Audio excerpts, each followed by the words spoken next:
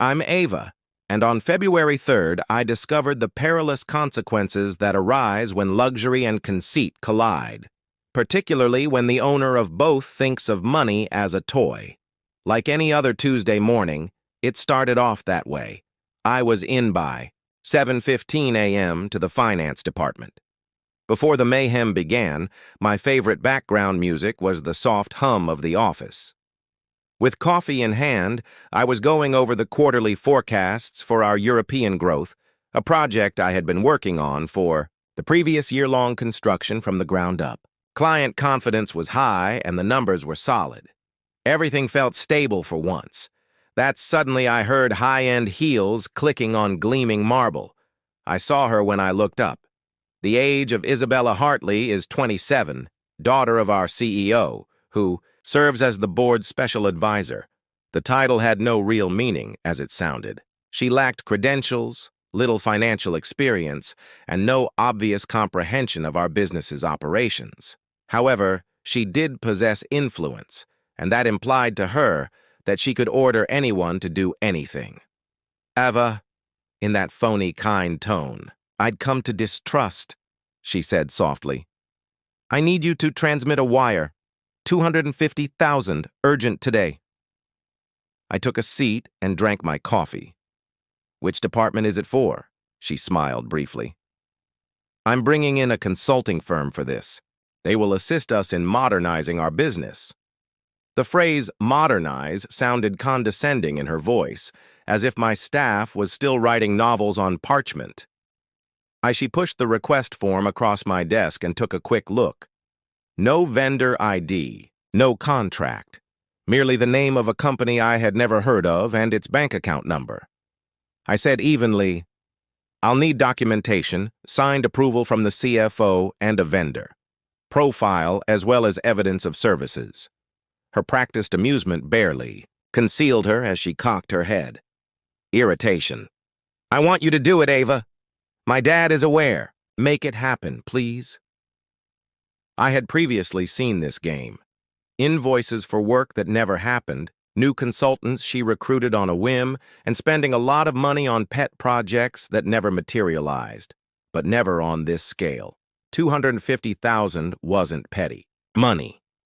It was a football field-sized red banner. Undocumented transfers cannot be processed by me. I spoke in a forceful yet composed tone. Corporate policy. She stopped smiling. Are you aware of who I am? I said, yes, which is why I'm abiding by the regulations. For a brief instant, she simply gazed at me as her face turned flushed. Then she spoke softly while leaning close. If you won't have a desk tomorrow if you don't process the transfer. Despite my elevated heart rate, I held her look. Then tomorrow will be interesting, I suppose. She stood up, gathered her shape, and left without saying anything more. I had a gut feeling that this was not the end, that I couldn't stop talking about it that night. Was it something else? Or was the consulting firm merely another expensive vanity project?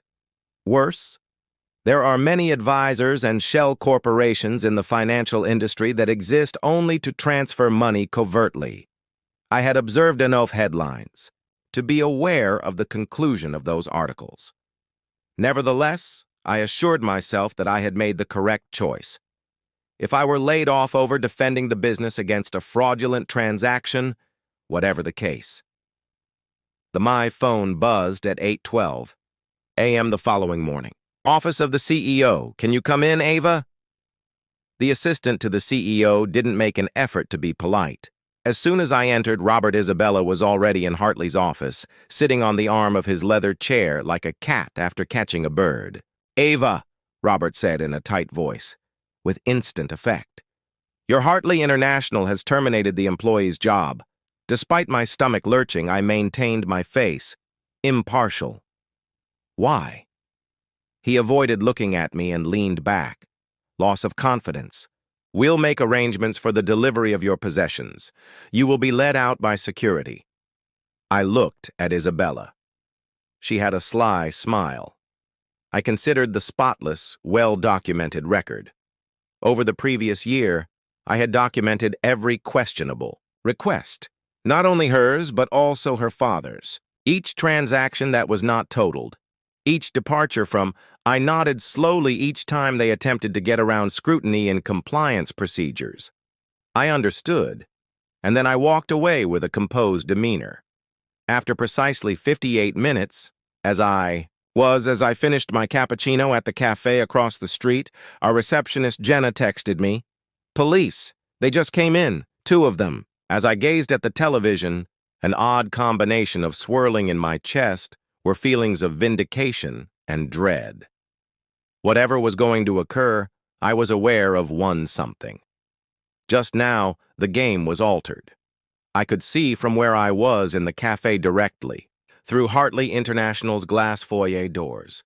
Inside were 2 officers in uniform.